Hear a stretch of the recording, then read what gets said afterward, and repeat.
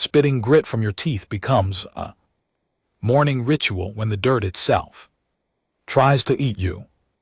Aaron was never meant for fragile lungs or soft, bruised skin. It was meant for armored giants, yet here he was, a hairless, shivering ape wrapped in shredded synthetic fabric clinging to the scaly flank of a thermal hunting apex predator.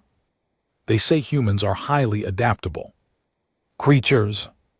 They lied. Humans don't adapt to a class 10 Deathworld.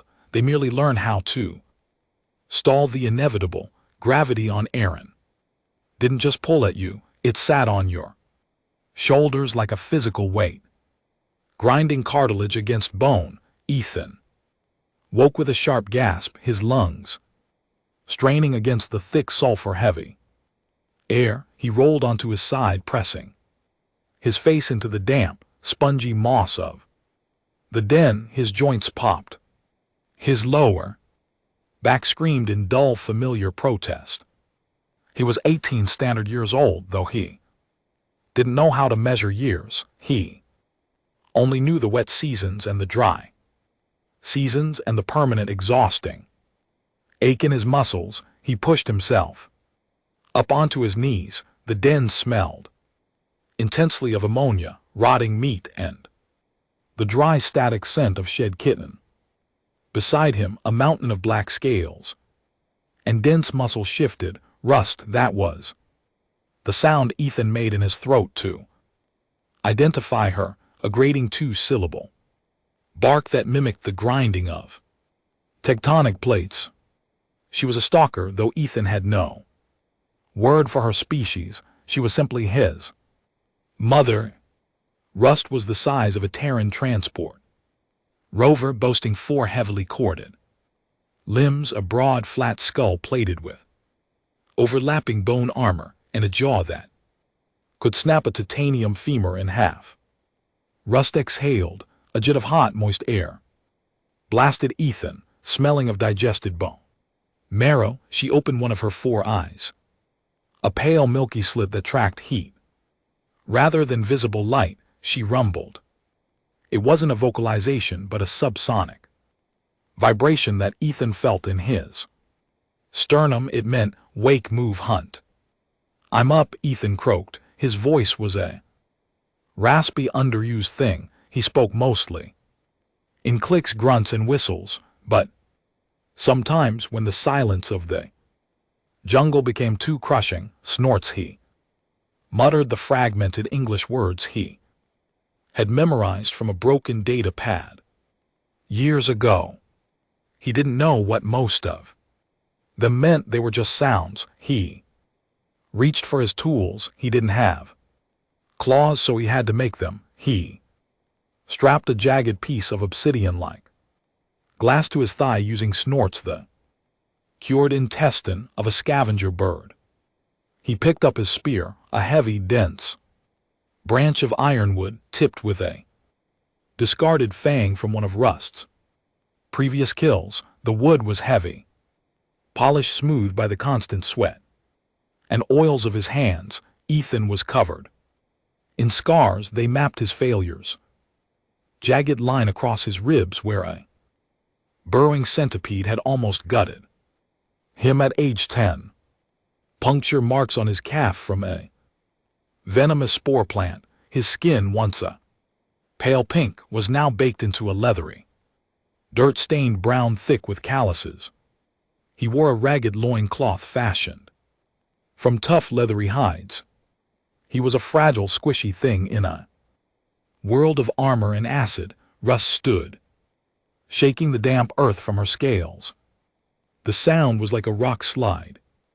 The rest of the pack, 3 younger males and an older, scarred female, began to stir in the deeper shadows of the cave. They ignored Ethan. To them, he wasn't a human. He was the matriarch's bizarre, hairless pet. He was the runt. He couldn't see in the dark. He couldn't smell prey from 3 miles away. He had no natural armor, but Ethan had hands, and Ethan could throw. Rust nudged him with her massive blunt snout. The force nearly knocked him off his feet, but he braced his stance, digging his bare, calloused toes into the mud. He patted her snout, feeling the familiar rough texture of her scales. They felt like warm sandpaper. He fell in line behind her as the pack moved toward the cave entrance. The morning light of Aaron's blue sun filtered through the dense, oppressive canopy. The jungle was already screaming. Aven predators shrieked. Insects the size of dinner plates clicked and roared, and the distant, heavy thuds of massive herbivores shook the ground. Ethan tightened his grip on his spear, his stomach cramped with hunger secreting bitter bile. He swallowed hard, ignoring the tremor. His hands, today they hunted, and if Ethan didn't pull his weight, the pack wouldn't let him eat. The sulfur vents lay 3 mi south of the den. The air here was visibly yellow, stinging the eyes, and leaving a powdery, bitter residue on the back of the tongue. Ethan kept his breathing shallow, deep. Breaths in the vents led to coughing fits, and coughing meant death. The pack spread out, moving with an eerie, silent fluidity that defied their massive bulk. Russ took the center, her pale eyes narrowed, snorts reading the thermal blooms in the thick fog. Ethan was positioned on the far right flank. His job was simple: be the distraction. Through the yellow haze, a shadow emerged. It was a tremor beast. It looked like a cross between a rhinoceros and a giant pillbug covered in overlapping calcified plates. It grazed on the toxic lichen growing near the boiling vents, completely blind, relying entirely on the vibrations in the earth. Russ gave the signal, a sharp single click of her rear teeth. Ethan moved. He stepped carefully, testing the soft, volatile earth before committing his weight. His heart hammered against his ribs. It was loud, too loud. He felt a sudden, terrifying spike of adrenaline, making his vision tunnel. He hated this part. He always hated this part. The sheer, overwhelming reality of his own fragility crashed into him every time he faced down a creature that weighed 4 tons. He found his spot, a jagged outcrop of basalt overlooking the grazing beast. He needed to drive it left toward the older female and the younger males hiding in the acid fern thicket. Ethan pulled a spherical dried seed pod from his belt. He had filled it with the crushed glands of a stink beetle. He sparked a piece of flint against his ironwood spear, catching a dry tuft of moss on fire, and shoved it into the pod. It began to smoke violently. He threw it. The arc was perfect. His shoulder flared with a dull pain, but the pod shattered directly against the tremor beast's thick skull. The acrid burning stench exploded. The beast roared, a deafening wet sound that vibrated Ethan's teeth. It panicked, thrashing its heavy head, and charged blindly away from the scent. Exactly as planned, it slammed directly into the acid ferns. Instantly the pack collapsed on it, the younger males clamp their jaws onto the beast's rear legs, their teeth grinding uselessly against the calcified plates, trying to find a seam. The older female vaulted onto its back, tearing at the softer tissue near the neck joints. Ethan watched from the rock, his chest heaving. He was supposed to stay put, but the tremor beast was thrashing violently. It bucked, sending one of the younger males, a belligerent brute Ethan called Grip, flying through the air. Grip slammed against a basalt pillar with a sickening crunch. The beast pivoted, raising a massive tree trunk foreleg to crush the stunned predator. Ethan didn't think. Instinct hammered into him by years of brutal conditioning took over. He dropped from the rock, his spear raised. "Hey, Ethan!" screamed, his voice cracking, growly and strange in the dense air. The beast paused, its massive head swiveling toward the noise. Ethan didn't stop. He sprinted, his bare feet slapping against the hot sulfur-stained rock. He vaulted over a steaming vent, sliding through the mud on his knees, and drove his spear upward with everything he had. The fang tip bypassed the heavy armor and sank deep into the soft, unarmored cluster of sensory organs beneath the beast's jaw. Hot, dark blue blood sprayed over Ethan's arms and chest. It smelled like copper and rotten eggs. The beast shrieked, rearing up. Spear was wrenched from Ethan's hands, the wooden shaft snapping in half under the immense torque. Ethan scrambled backward, kicking furiously at the dirt, gasping for air. The beast thrashed, but Rust was already there. With a terrifying lunge, the matriarch clamped her jaws over the beast's bleeding throat, crushing its windpipe in one sickening wet snap. Heavy body collapsed, twitching once, then fell still. Ethan sat in the mud, panting, staring at his trembling hands. They were stained blue, his knees were scraped raw. He felt a sudden violent urge to vomit, but he swallowed the bile down. Grip. The young male shook off his gaze. He limped over to the carcass. He looked at Ethan, then bared his teeth, a threat display. Grip lowered his head, a low, rumbling growl vibrating in his throat. He was humiliated that the hairless runt had intervened. He snapped his jaws inches from Ethan's face. Ethan didn't back down. Fear coiled in his gut, cold and sharp, but he knew the rules. Show weakness and you lose your share. Show fear and you become prey. Ethan grabbed the broken, bloody half of his spear from the mud. He stood up, forcing his shaking legs to lock. He stared directly into Grip's milky eyes and let out a guttural, furious scream, slamming the broken wood against his own thigh. Grip flinched, snapping his jaws again, but took a half step back. A heavy impact shook the ground. Rust stepped between them. She didn't look at Grip. She simply exhaled, a heavy bone rattling sigh, and tore a massive chunk of meat from the dead beast's flank. She dropped the bleeding mass at Ethan's feet. Ethan lowered his broken spear. He sank to his knees, his hands digging into the warm raw meat. It was tough, stringy, and tasted of ash. He ate it fast, ripping it with his flat, blunt teeth, ignoring the grit and the blood. He hated the taste. He chewed, swallowed, and survived. Pack rested during the midday heat, seeking the deep shade of the rot woods. Ethan couldn't sleep. The adrenaline from the hunt had burned out, leaving a hollow, aching exhaustion, but his mind was running too fast.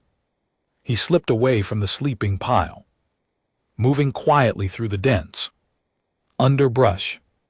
Rust opened one eye, tracking his thermal signature, but didn't stop him. She knew where he was going. He always went there when the sky turned pale. A mile east of the den, the jungle gave way to massive, scarred trench. The earth, the trees here were snapped like twigs, flattened in a long, catastrophic line. At the end of the trench sat the dead rock. It was a jagged, asymmetrical mountain of smooth silver material that didn't belong on Aaron. Vines and corrosive moss had tried to claim it, but the surface resisted the rot. Ethan stepped into the clearing. The air here smelled different. It lacked the heavy, suffocating scent of organic decay. Instead, it smelled sharp, sterile. It smelled like ozone and cold dust. It made the hairs on Ethan's arms stand Up, he approached the massive hull, placing his scarred, dirty hand against the cold metal.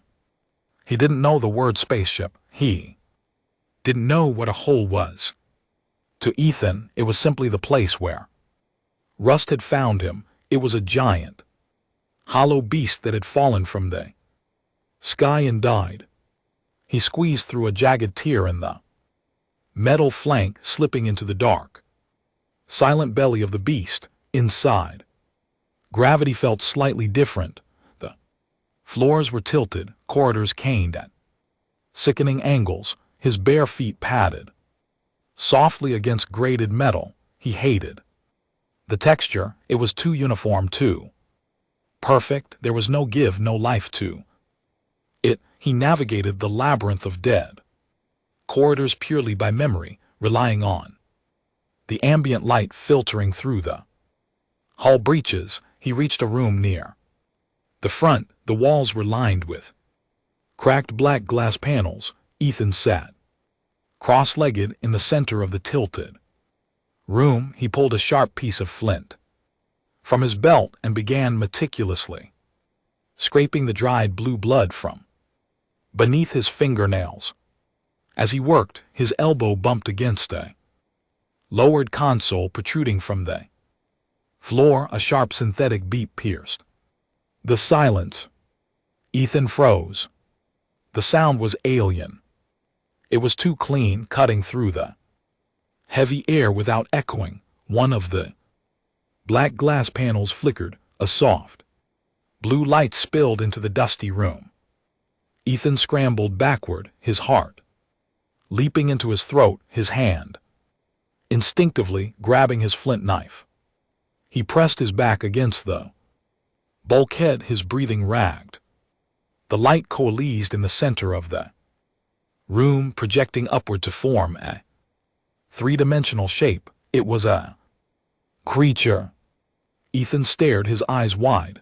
The creature standing in the light was like him. It stood on two legs. It had no tail, no scales, no armor. It had soft looking pale skin.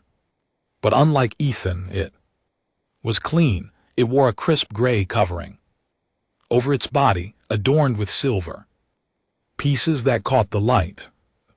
Creature's face was smooth, lacking the deep, rugged scars and heavy dirt that covered Ethan's own. Distress beacon activated. The light creature said. Ethan flinched. The sounds coming from the creature's mouth were rhythmic, melodic, and terrifying. It didn't growl, it didn't click. The words flowed together in a way that made Ethan's ears ache. This is an automated log from the deep. Survey vessel Archimedes. We have suffered catastrophic engine failure in the upper atmosphere of designated world Acaran Sub-9. The light creature's face looked weary, sad. Ethan stared at the face. He recognized the shape of the eyes, the line of the jaw. He reached up with a trembling hand. Touching his own cheek, he felt the thick leathery skin, the jagged ridge of scar tissue near his ear, the tangled, matted mess of hair hanging over eyes. If anyone receives this, the crew is gone. Life support is failing. I have secured my infant son in the reinforced atmospheric pod in the aft bay. It's shielded. It should survive the impact. The light creature paused, looking directly forward. It felt to Ethan like the ghost was looking right at him. His name is Ethan. Please, whatever it takes, snorts, find him. The message looped, the static resetting. With a sharp crackle, Ethan sat in the blue glow, his chest tight. A profound, suffocating sense of wrongness washed over him. He looked at his own hands, knuckles swollen, fingernails cracked and caked with dirt and blood. He smelled of ammonia and dead meat. He looked at the pristine, soft creature. The light. That was what he was supposed to be. Soft, clean, weak. A low, subsonic rumble vibrated Through the metal floor plates, Ethan looked back toward the tear in the hole. Rust was there, she had followed him. Her massive head squeezed into the corridor, her pale eyes fixed unblinkingly on the blue hologram. She bared her teeth, uncomfortable with the unnatural light and the strain. Sharp sounds. Ethan looked back at the hologram, the pristine man repeating his loop. Ethan didn't feel a connection, he felt a deep, twisting revulsion. That soft man in the light wouldn't last 5 minutes in the sulfur vents. That soft man didn't know how to track a tremor. Beast. That man was dead, and he had left Ethan in hell. With a sudden violent motion, Ethan stood up. He grabbed a loose, heavy piece of structural piping from the floor and swung it as hard as he could. At the glowing console, glass shattered.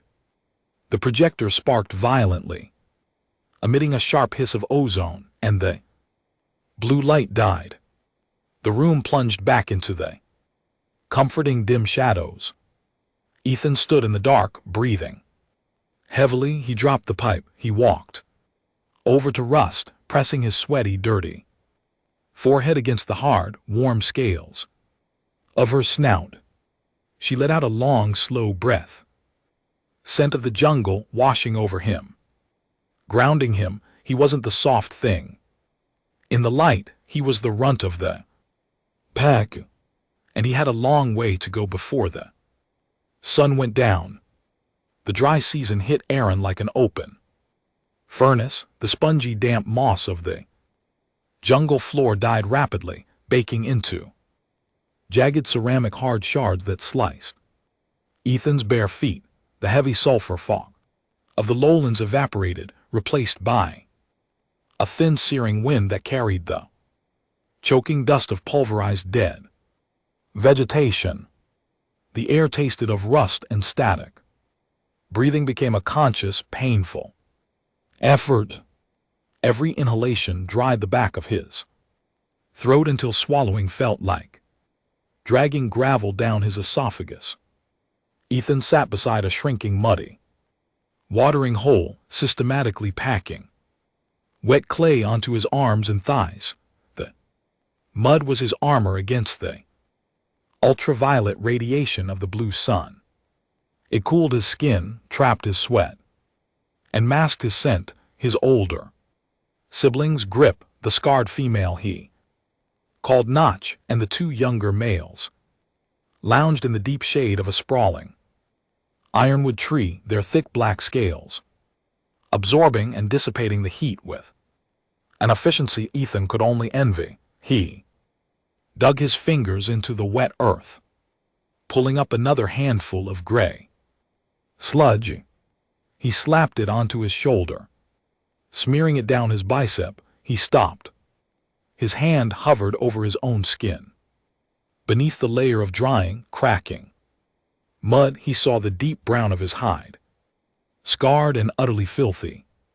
He squeezed his eyes shut, but the image flashed in his mind anyway. The blue hologram, the smooth, unblemished face, the pristine gray fabric covering the man's soft body.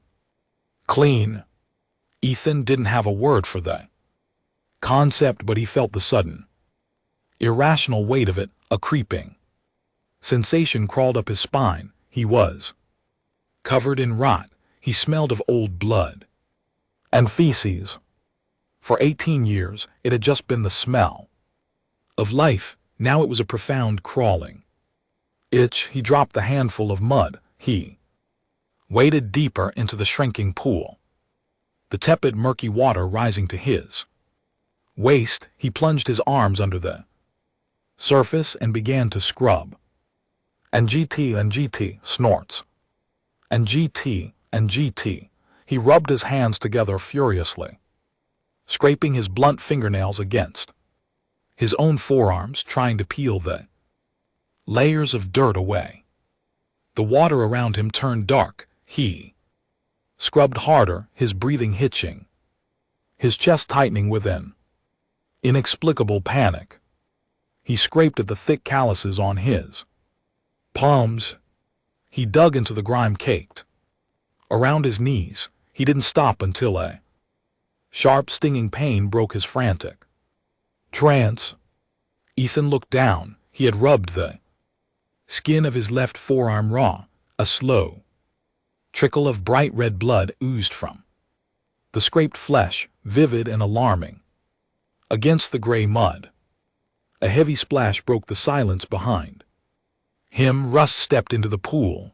The water displaced violently, rising to Ethan's chest. The massive matriarch lowered her broad-plated skull to the surface and drank, taking in gallons of the muddy water with deep, rhythmic gulps. When she finished, she lifted her head, water cascading from her jaws in thick rivulets. She turned her pale slit eyes toward Ethan. She leaned down and pressed her wet snout against his bleeding arm. She sniffed. A low, reprimanding rumble vibrated in her chest.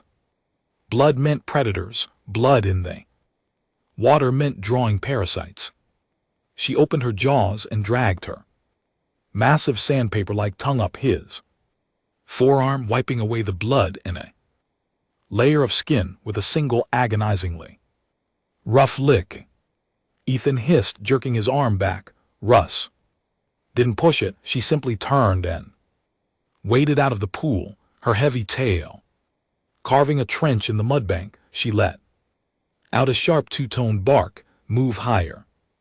The dry season meant the lowlands were dying. The prey would migrate up into the obsidian ridges where the high altitude springs still flowed. The pack had to follow. Ethan waded out of the water, ignoring the stinging in his arm. He retrieved his weapons from the bank. He had fashioned a new spear, shorter, this time using the femur of the tremor beast he had helped kill. It was heavier, denser, and didn't splinter. He strapped his glass knife to his thigh. The climb took 3 agonizing days. The incline was brutal, a jagged staircase of volcanic rock and razor sharp shale. Gravity felt twice as heavy.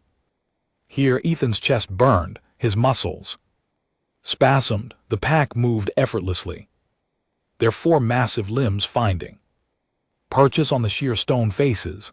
Their snorts, claws digging deep into the rock. Ethan had to scramble, gripping the hot stone with his bare hands, tearing his fingernails, relying on momentum and desperate leaps to keep pace. If he fell behind, they would not wait. That was the law of the pack. By the time they reached the high plateau, Ethan was a shivering, exhausted mess. His lungs wheezed, his mouth tasted of copper, and his vision swam with dark spots. The air up here was thin, freezing cold at night, and smelled faintly of ozone. Rust halted the pack near an overhang of black glass. She scanned the horizon. Below them, the jungle was a sea of brown and sickly yellow. Up here, sparse, thorny bushes clung to the rocks, and massive winged shadows circled in the pale sky. Grip paced near the edge of the cliff, his heavy tail lashing. He looked back at Ethan, who was currently slumped against a boulder, vomiting clear bile onto the rocks. Grip let out a soft, mocking click. Runt was weak. The altitude was crushing him. Ethan wiped his mouth with the back of his trembling hand. He glared at Grip, his chest heaving. He picked up a loose stone and chucked it, hitting the dirt inches from Grip's front claw. I'm still here, Ethan thought, his jaw clenched tight. I'm not the dead man in the box. Hunger was a constant gnawing rat in the belly, but up on the ridges it became a roaring beast. The prey was scarce, fast, and heavily armored. For 4 days the pack ate nothing but a few fist-sized rock crabs and the bitter fibrous roots Ethan managed to dig out. Of the shale, the wind shifted on the fifth morning, carrying a scent that made the entire pack freeze. Meat. Fresh bleeding meat. Russ took point, her massive body staying low to the ground, utilizing the jagged boulders for cover. Ethan moved with them, his bare feet calloused enough now to handle the sharp rocks without bleeding. The scent grew stronger, laced with the sharp acidic tang of spilled stomach contents. They crested a rise and looked down into a shallow bowl-shaped crater. In the center lay the carcass of a glider beast, a massive leathery creature that usually soared on the thermal drafts.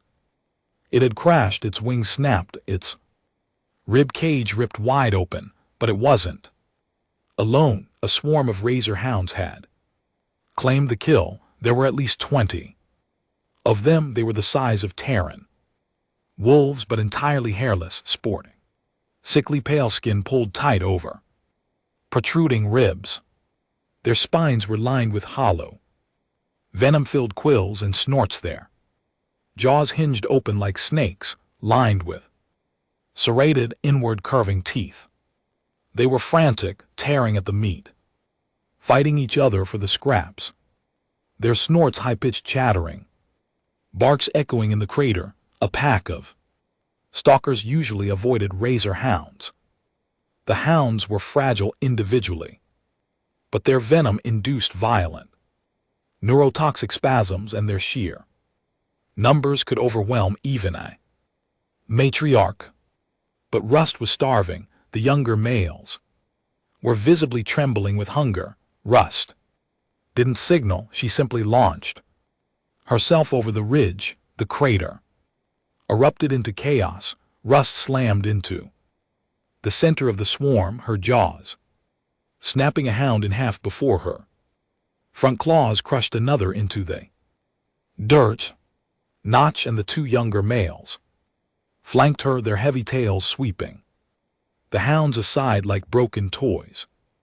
Ethan stayed on the ridge. His role in a swarm fight was to pick off the stragglers, to use his throwing ability to break the hound's coordination. He unclipped a cluster of heavy rounded river stones from his belt. He wound his arm back and hurled one. It struck a hound square in the ribs with a sickening crack, dropping the creature. Instantly, he threw another, missing wildly as a hound darted sideways, down. In the pit, the hounds were recovering from the initial shock. They realized they outnumbered the stalkers. They began to swarm. 3 of them latched onto Notch's hind leg, their teeth finding the soft gaps between her scales. She roared, thrashing wildly. Ethan watched. Grip, the belligerent young male, had pushed too far forward, trying to drag a massive chunk of the glider beast's meat away from the fray. 6 hounds cut him off. They circled him, their back quills flaring, hissing aggressively. Grip snapped at them, but one darted in, sinking its teeth into his front shoulder. Grip bellowed, shaking the hound loose, but another leaped onto his back, driving a venomous quill directly into the thick muscle of his neck. Grip staggered. The neurotoxin was fast. His heavy legs buckled and he collapsed onto his side, his jaws foaming. Hounds immediately closed in to rip his throat out. Ethan stood on the ridge. He had a clear view. Grip was going to die. A cold, logical part of Ethan's brain, the part honed by Aaron, told him to stay put. If Grip died, there was one less mouth to feed. Grip hated him. Grip had tried to kill him during the dry season of his 12th year. Grip was a competitor, but Ethan's hands were already moving. He didn't think about the risk. He didn't think about the logic. A deep, irrational, uniquely human surge of frantic empathy overrode his survival Instinct. Ethan sprinted down the steep incline of the crater, sliding on the loose scree. His bone spear raised, he let out a piercing raw scream, a sound that tore his vocal cords, utterly alien among the reptilian roars and chattering barks. The hound's surrounding grip turned. Ethan hit the ground running. He didn't slow down. He vaulted over the twitching body of a dead hound and drove his spear through the open jaws of the closest attacker. The heavy bone shaft, shattering the creature's palate and exiting the back of its skull. The momentum ripped the spear from Ethan's sweaty hands. He was weaponless. In the center of the swarm, two hounds lunged at him simultaneously.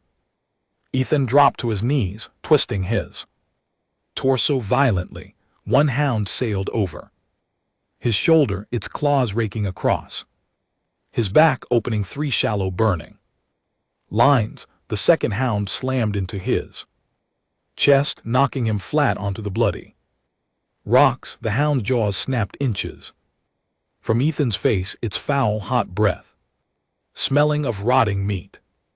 Ethan shoved his forearm into the creature's throat, keeping the serrated teeth away from his neck. The hound thrashed, its back arching.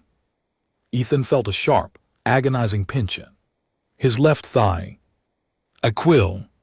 The pain wasn't immediate, but the heat was a boiling electric fire, injected directly into his muscle.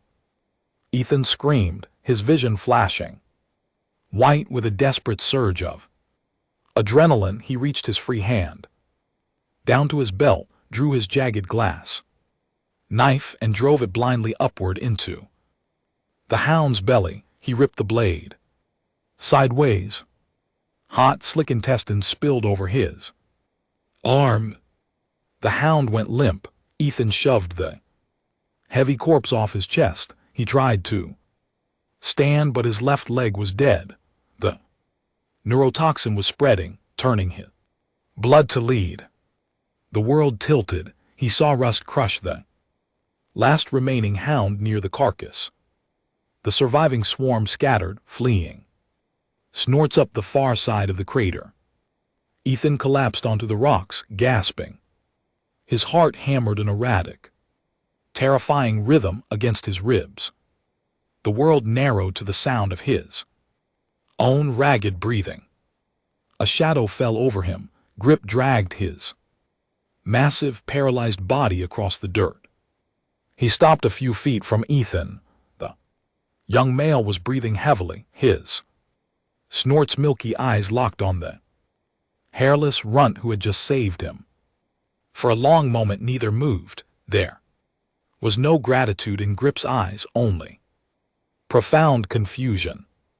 Rust approached. She nudged Ethan with her snout. He couldn't move. He felt cold despite the searing heat of the rocks. Rust grabbed the back of Ethan's leather harness in her massive jaws. She didn't bite down, but her teeth pressed against his spine. She lifted him effortlessly into the air, turning away from the kill, and began to carry him toward the shade of the overhang. Ethan closed his eyes, surrendering to the dark, pulsing fever, the taste of ash still thick on his tongue. The fever broke on the third night. Ethan woke with a sharp gasp, his body slick with cold sweat, violently shivering. The air was frigid, biting at his exposed skin. He lay curled in the deepest part of the rock fissure, wedged between the heavy, warm bulk of Notch and the sleeping mass of Rust. His thigh throbbed with a dull, rhythmic ache. Puncture wound from the quill was swollen and purple, but the creeping paralysis had receded. He flexed his toes. They moved. He dragged his hand over his face, wiping away the grime and sweat. He was thirsty. His throat felt like cracked leather, carefully so as not to wake the pack. Ethan disentangled himself from The pile of scales. He crawled toward the mouth of the fissure. The night on the high ridges was blindingly clear, without the thick atmospheric haze of the lowlands. The sky was a canvas of violent, swirling nebulas and cold, piercing stars. He found a small depression in the rocks, where condensation had gathered. He lapped at the freezing water like a dog, uncaring about the grit. As he wiped his mouth, the sky tore open, a streak of brilliant searing white light ripped across the atmosphere, illuminating the plateau. Stark, blinding flashes. Ethan flinched, throwing his arms over his head. A second later, the sound hit, a rolling, concussive boom that shook the dust from the rocks and vibrated in the marrow of his bones. Inside the fissure, the pack stirred. Russ let out a low, questioning rumble. Ethan stood up, clutching his injured thigh. He watched the white streak descend, breaking apart into smaller, glowing fragments before disappearing behind a jagged peak about a mile to the west. There was no secondary explosion. Snorts, just a heavy, distant thud. Not a rock. A rock would have shattered. A rock would have hit with a dead hollow sound. This sounded like metal, like the dead beast in the lowlands. Ethan looked back at the fissure. The pack was settling back to sleep. They didn't care about the falling stars. Stars didn't have meat. Stars didn't have teeth, but Ethan couldn't look away. The itch was back, the memory of the clean man in the hologram. The nagging, terrifying realization that he was tied to those falling things, not to the dirt of Aaron. He didn't grab his spear, he didn't grab his glass knife. He just wrapped a ragged piece of hide around his shoulders to fight the freezing wind and began to walk. His leg screamed with every step, but he pushed through it, a strange manic energy driving him forward. He navigated the treacherous scree slopes entirely by moonlight, his bare feet finding the familiar safe ridges of stone. It took him an hour to reach the impact site.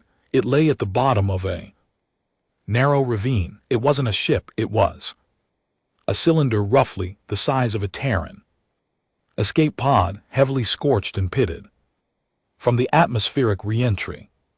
One side had crumpled upon impact with the basalt, but the casing held. It was made of dull matte gray metal. There were no lights, no blue holograms. It was completely dead. Ethan slid down the side of the ravine, his breath pluming in the freezing air. He approached the cylinder cautiously, sniffing the air. Its snorts smelled of burnt carbon, melting synthetics, and a chemical tang he couldn't identify. He touched the metal. It was still radiating intense heat, warming his numb fingers. On the side of the cylinder, a panel had popped loose during the crash. Ethan wedged his fingers under the edge of the metal and pulled. It resisted. He gritted his teeth, planting his good leg against the hole, and hauled backward with all his desperate, wiry strength. The panel gave way with a loud screech of shearing metal, throwing Ethan backward onto his ass in the dirt. He scrambled back up and peered into the dark cavity. It was a storage compartment, inside tightly packed in shock-absorbent foam were several rectangular crates. Most had shattered on impact, spilling their contents into a ruined, unrecognizable mess of crushed glass and powdered rations. But one small black case had survived. Ethan reached in and pulled it out. It was heavy. He fumbled with the latches. A mechanism he didn't understand, relying entirely on brute force to pry. It opened, the lid popped. Inside, resting on a bed of molded foam, lay a knife. Ethan stared at it. He didn't breathe. It wasn't a jagged piece of volcanic glass strapped to a stick. It was a single piece of high-carbon steel, perfectly machined. The blade was 7 in long, coated in a non-reflective black finish, save for the razor-sharp silver edge. The handle was wrapped in a synthetic, textured grip that looked like it was designed specifically for a hand. For his hand, slowly, reverently, Ethan reached out and picked it up. Balance was flawless, it felt weightless, an extension of his own arm. He ran his thumb lightly over the blade, flinching as it instantly sliced the heavy callus of his skin, a bead. Snorts of dark red blood welled up. He stared at the blood on the pristine, perfect steel. Ethan looked at his reflection in the flat side of the blade. He saw the tangled, matted hair, the deep layer of grime, the scars crossing his cheeks, the feral-wide eyes of a hunted animal. He tightened grip on the handle. He felt a sudden, violent surge of power. With this tool, he didn't have to chip glass. With this, he could cut through a tremor beast's hide like water. With this, he wasn't just the runt. He was something else entirely. He turned, the knife pointing the tip toward his own matted hair. He grabbed a thick, filthy clump of it, raised the blade, and sliced. The steel sheared through the knotted hair with zero resistance. Ethan dropped the clump of hair onto the rocks. He grabbed another and sliced, then another. He hacked at his own hair, his breathing growing ragged, frantic. He wanted it gone. He wanted to look like the man in the light. He scraped the blade against his jaw, wincing as the razor edge bit into his skin, mixing blood with the dirt, clumsily trying to carve away the beast he had become. Rung, the low vibrating growl echoed down the ravine. Ethan froze, the bloody knife pressed against his cheek. Russ stood at the top of the ridge, silhouetted against the starlight. She wasn't looking at the metal cylinder, she was looking at him. Her pale eyes tracked the heat of the fresh blood running down Ethan's neck. She looked at the clumps of hair scattered on the ground. She looked at the strange sharp metal in his hand. She didn't descend into the ravine. She simply stared. It was a long, heavy look. For the first time in Ethan's life, there was no maternal warmth in her posture. There was only a cold, guarded calculation. She was looking at an alien. Russ turned her massive head and walked away, disappearing into the dark, leaving Ethan alone in the cold crater, gripping a piece of perfection he didn't deserve, surrounded by the wreckage of a world he didn't belong to. The walk back to the Pfizer took 3 hours. Ethan's left leg dragged, the neurotoxin having left a deep, lingering ache in the muscle tissue. But the pain in his leg was nothing compared to the stinging raw cuts mapping his jawline. His attempt to carve away his wildness had left him looking worse, a butchered, bleeding thing with patchy, uneven hair and a face smeared in dried blood. He didn't care. He gripped the black handle of the survival knife so tightly his knuckles throbbed. The steel felt cool, absolute, and undeniably lethal. When he finally crested the ridge, the pale morning light of Aaron was already baking the rocks. The pack was awake. They were gathered near the overhang, restless, their tails shifting the loose scree. As Ethan approached, the movement stopped. Russ turned her massive head. Notch and the 2 younger males froze, grip still limping heavily from his venomous wounds. Let out a low, interrogative click. They weren't looking at Ethan's face. They were looking at his hand. Ethan stopped 10 Paces away, the wind shifted, blowing his scent toward them. He smelled of sweat, fear, and human blood. But cutting through all of that was the sharp metallic tang of the high carbon steel. It didn't smell like Aaron, it smelled like the dead ship, it smelled like the falling star. Grip took a step forward. His milky eyes narrowing, he lowered his snout, sniffing the air aggressively, and let out a guttural hiss. It wasn't a challenge for food, it was a rejection of the unnatural. Ethan didn't back down, he didn't drop his eyes, he raised the knife slightly, the flat of the blade catching the blue sunlight and throwing a harsh, blinding reflection across the rocks. Grip flinched, snapping his jaws, but he took a step back. Rust watched. She didn't growl, and she didn't intervene. She simply exhaled a long breath through her nostrils, turned her back on Ethan, and began walking down the ridge toward the hunting grounds. The rest of the pack fell in line behind her. They didn't wait for him. They didn't nudge him to follow. Ethan swallowed hard. The back of his throat felt like sandpaper. He sheathed the knife in the makeshift leather binding on his thigh and limped after them, the gap between him and his family feeling wider than it ever had in 18 years. By midday, the hunger returned, sharp and demanding. They tracked a herd of ironbacks, massive six-legged grazers with overlapping dorsal plates thick enough to deflect a stalker's bite. Usually the pack would isolate a sick or young ironback, relying on exhaustion to bring it down. Today they found a straggler trapped in a narrow ravine, its heavy hooves stuck in a hardened mud flow notch, and the younger males moved in, snapping at the beast's hind legs, trying to find a soft joint. The ironback thrashed, swinging its heavy mace-like tail. It clipped one of the young males, sending him sprawling into the dust with a yelp.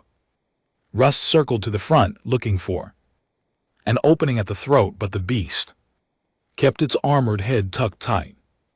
Ethan stood on the ledge above the ravine. Before the knife, he would have thrown rocks. He would have tried to distract it. Instead, he drew the steel. He didn't hesitate. He dropped 20 ft from the ledge, landing squarely on the ironback's broad-plated shoulders. The beast roared, bucking violently. Ethan clamped his legs around the thick dorsal plates, his bare thighs scraping against the coarse scales. He didn't look for a gap in the armor. He didn't need to. He drove the knife downward into the thick, leathery hide behind the beast's skull. The high-carbon steel punched through the tough epidermis with terrifying ease, sinking perfectly to the hilt. Hot, pressurized blood erupted over Ethan's hand. He twisted the handle, severing the spinal cord. The ironback went rigid, emitting a high, wheezing gasp, and collapsed like a felled tree. Ethan rolled off the carcass, landing in the dirt. He stood up, his chest heaving, his right arm coated in dark, steaming blood. He looked at the knife. The edge wasn't even chipped. The pack was dead silent.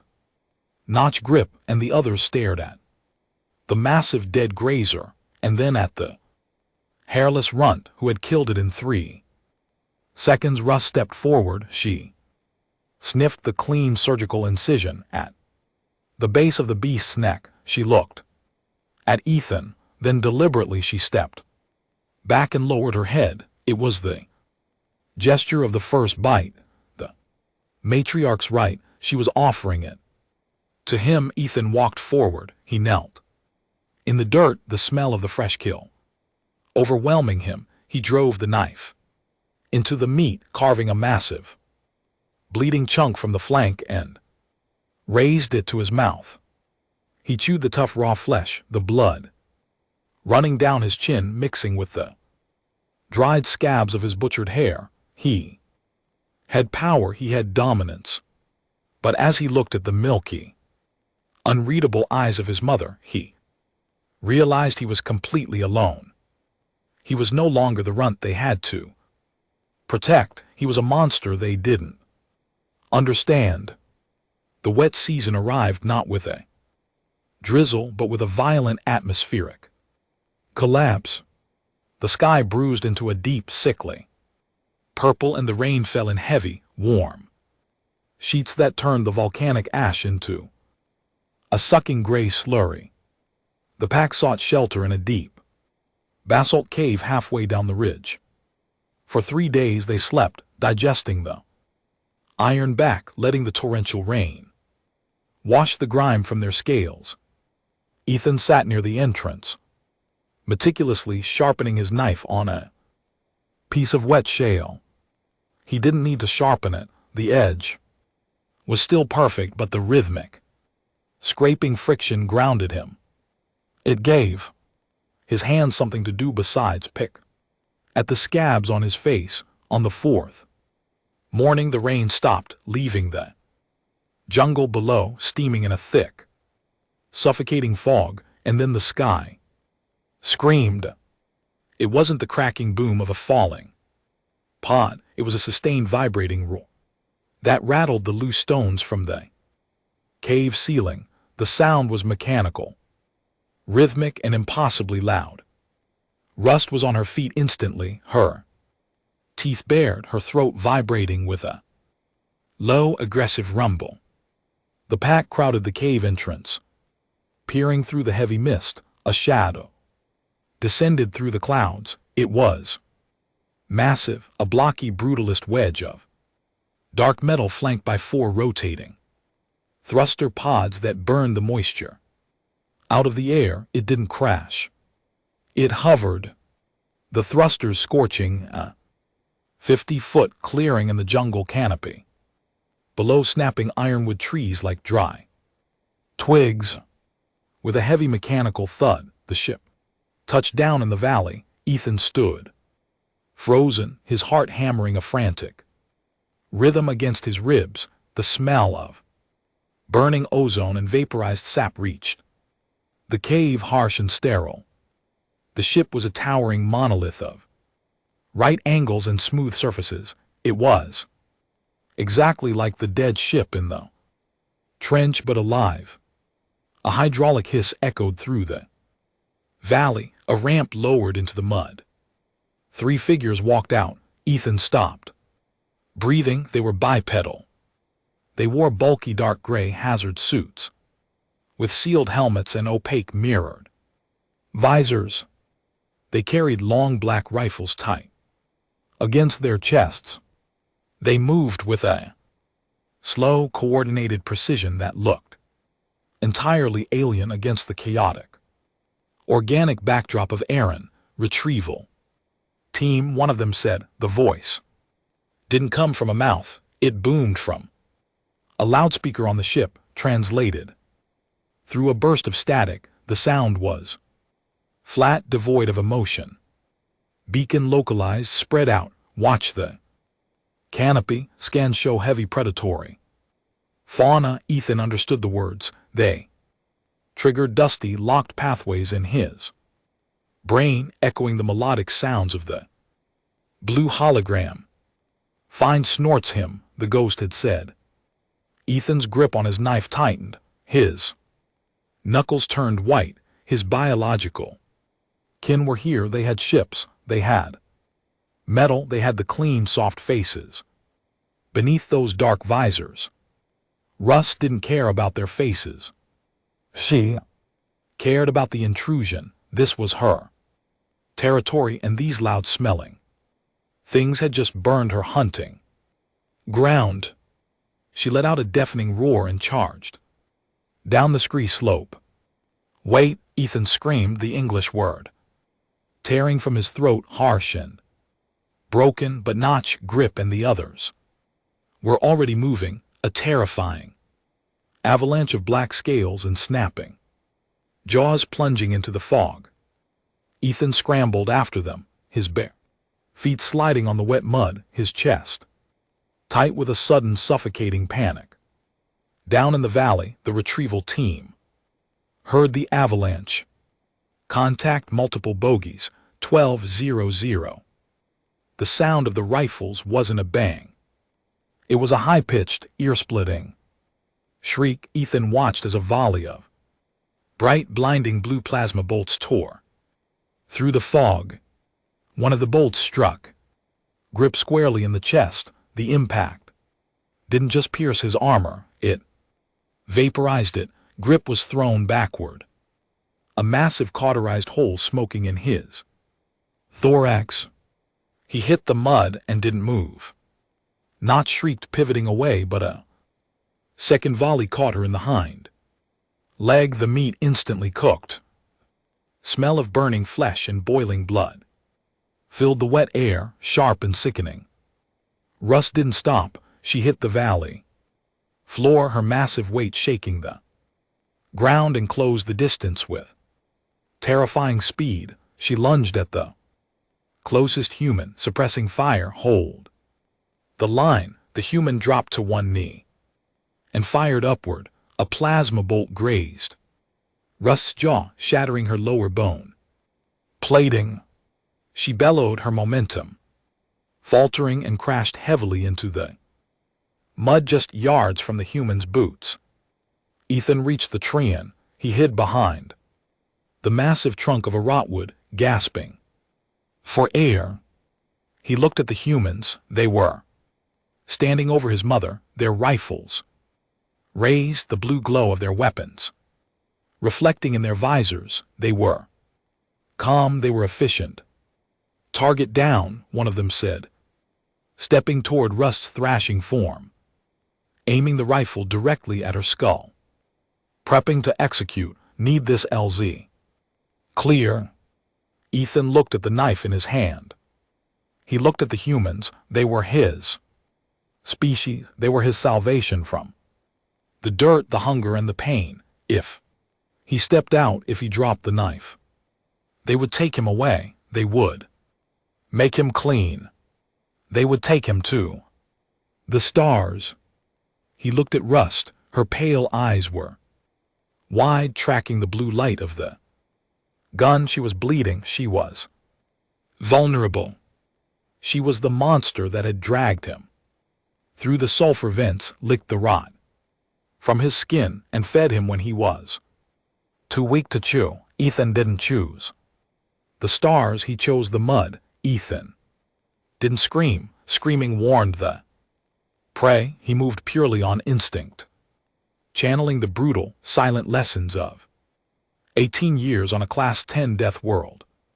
He vaulted up the slick, spongy bark of the rotwood, his calloused toes finding the microscopic grooves in the wood, his fingers digging into the moss. He scaled 20 ft in seconds, disappearing into the dense, broad leaves of the canopy directly above the retrieval team.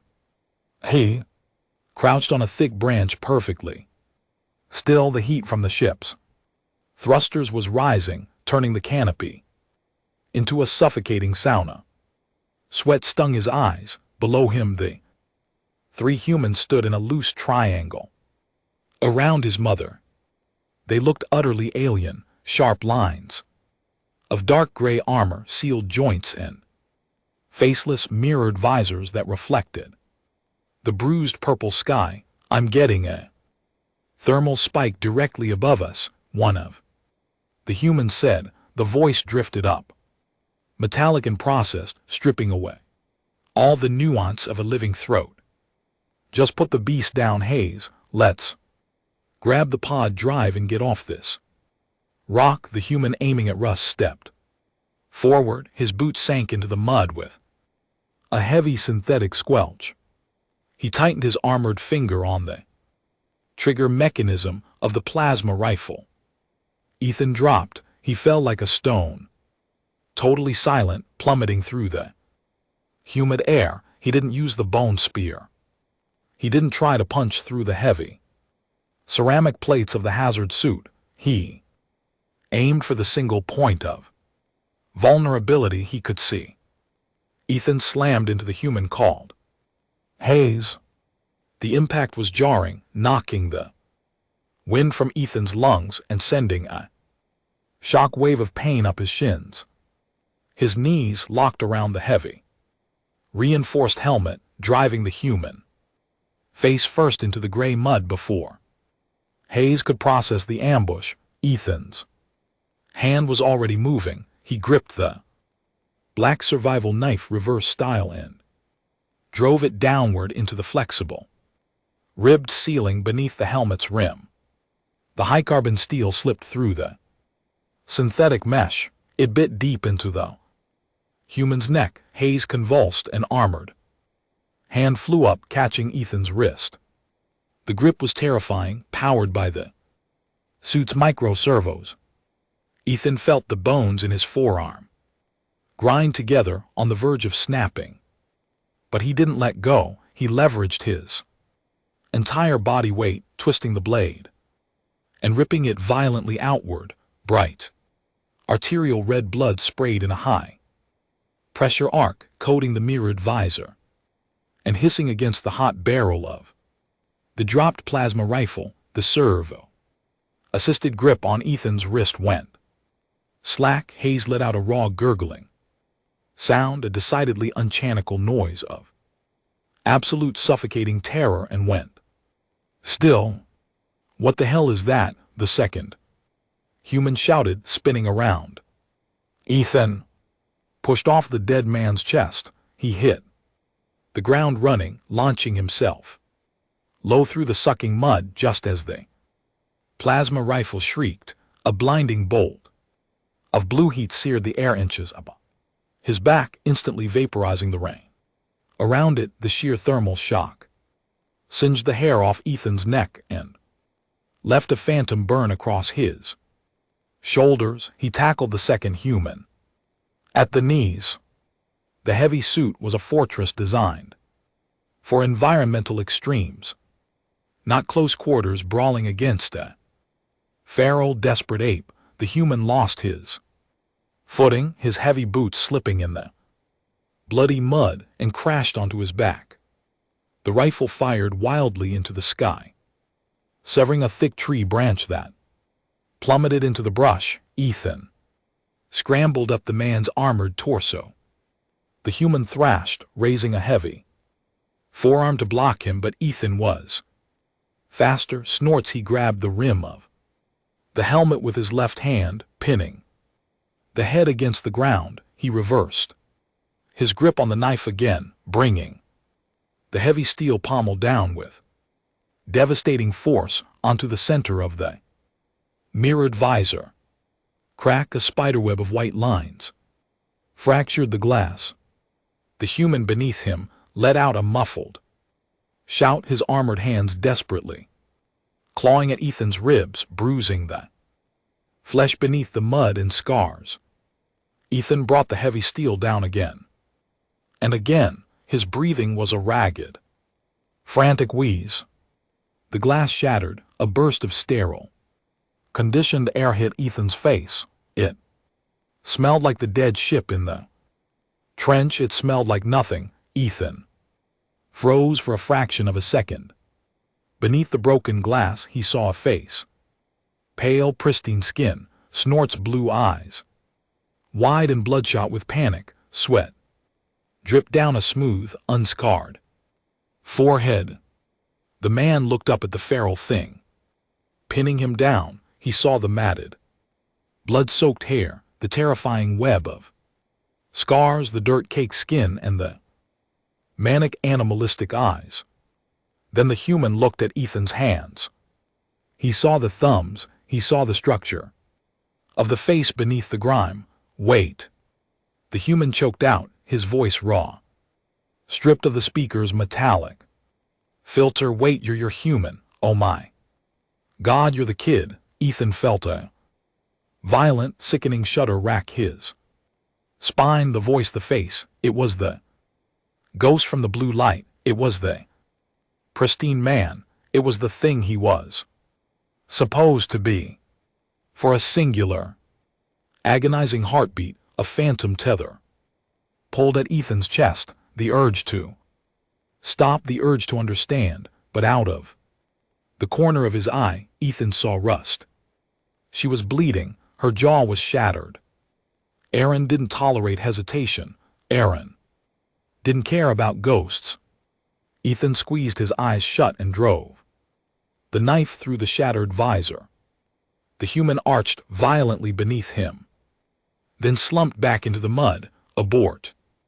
Abort. The third human was already backing away, his rifle shaking as he fired. Blind, continuous bursts into the dense foliage, terrified of what else might drop from the trees. The LZ is compromised. Get me the out of here. He didn't check his squadmates. He turned and sprinted up the metal ramp of the ship. The hydraulics hissed, pulling the ramp up. Before his boots had even cleared the top, the massive thrusters screamed too. Life washing the valley in a blinding, concussive wave of heat and force. Ethan was thrown sideways, rolling through the wet ash. He covered his head as the massive wedge of metal lifted off, ripping through the canopy, snapping branches and vanishing back into the bruised, weeping sky. The roaring engines faded to a distant thunder. Then there was only the steady patter of the rain. Ethan sat in the mud, his muscles spasmed, completely drained of adrenaline. His lungs burned. He looked down at his hands. They were coated in red blood. It looked so shockingly bright against the gray mud, so completely different from the dark blue ichor of the beasts he hunted. He rubbed his hands together, trying to wipe the blood against his thighs, but it only smeared, mixing with the rain, staining his skin. He looked at the broken visor of the man he had just killed, so fragile. They had fire that burned the sky. They had armor that could survive the void. But underneath it all, they were just soft, wet tissue. They were prey. Heavy, wet exhalation broke the silence. Ethan dragged himself to his feet, every joint ached. He walked slowly through the ruined, scorched earth toward Rust. The matriarch was struggling to stand. The plasma burn on her jaw was a deep, weeping trench of cooked meat and exposed blackened bone. She swayed on her massive legs, shaking the rain from her scales. She looked at the two dead humans lying in the mud. She looked at their metal weapons, then she looked at Ethan. She lowered her massive armored head. Her pale milky eyes were level with his. She sniffed him. The exhalation blew Ethan's wet hair back from his forehead. She smelled the red blood. She smelled the sterile ozone of the ship. She smelled the violence. Ethan stood perfectly still, his arms hanging limp at his sides. The black knife was slick with rain in his hand. He didn't raise it. He didn't bare his teeth. He just stood there, a shivering, hairless ape in the ruins of a burning jungle. Rust didn't hiss. She didn't turn her back to him like she had on the ridge. Instead, she leaned forward. She pressed her heavy, rough snout gently against Ethan's chest, right over his frantically beating heart. The sheer weight of her could have crushed his ribs, but she held herself back. She let out a long, low subsonic rumble, a sound that vibrated deep in Ethan's sternum. It wasn't a warning. It was a profound, resonant claim of ownership. She nudged him slightly, almost knocking him off balance, then turned her heavy head to drag her sandpaper tongue across his bruised shoulder, licking away the red blood in the mud. The pain of the rough tongue was familiar. It was grounding. Ethan let out a shaky, broken breath. He dropped the survival knife. It landed in the mud with a dull thud. He wrapped his arms as far around her thick, scaly neck as he could reach, pressing his face into the wet, hard armor. He closed his eyes. Snorts, the smell of ammonia, wet earth, and cooked meat mixed perfectly in the damp air. It was a terrible, suffocating smell. It smelled exactly like home. He wasn't a man in a box. He wasn't a ghost in a machine. He was Ethan. He was the runt of the litter. He was a son of Aaron. And anyone who came from the sky to take him away was going to bleed in the mud. That's the brutal truth of Aaron. Sometimes the monster you become is the only thing that can save the family you choose. If Ethan's feral stand against his own kind got your adrenaline pumping, smash that like button, hit subscribe, and ring the bell so you don't miss the next visceral sci-fi story. What would you do if you realized your true family was covered in scales and claws? Drop your thoughts in the comments below. Share this video with your HFY crew, and remember, civilization is just a thin layer of armor over a very wild heart. See you out in the mud.